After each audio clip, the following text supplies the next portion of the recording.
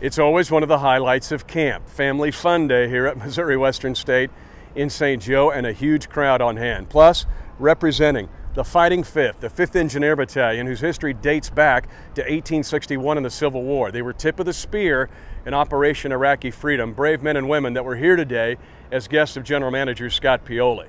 This week's important for the Chiefs. They start to evaluate this roster even closer as the Arizona Cardinals come to town for a preseason game and for practices next week here in St. Joe. How important are special teams? What about the last 2 years? The opening game of the new Arrowhead in 2010, one of the greatest returns in Chiefs history. Dexter McCluster's 94-yard punt return set the tone for a division title.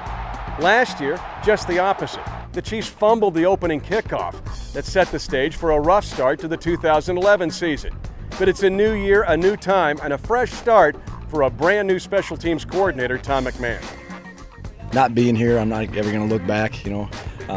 But bottom line is, what we got to do is we got to execute our returns.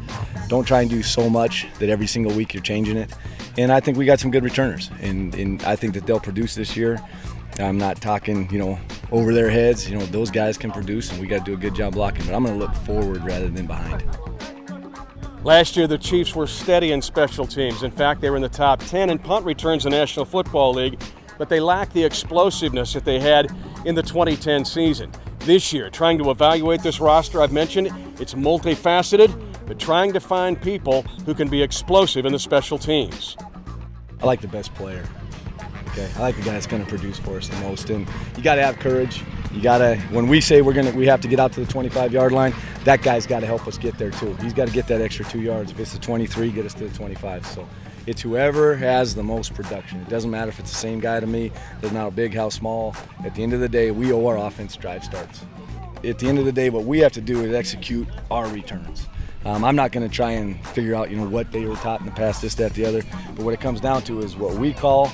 We got to execute. Some of them have abilities to hit one outside. Some are better up inside. The thing I got to do as a coach is I got to call the right return for the right player to give them a chance to produce and to give us a chance to block them.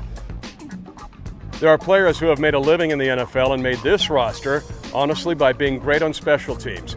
Terrence Copper comes to mind. Another is Corey Greenwood.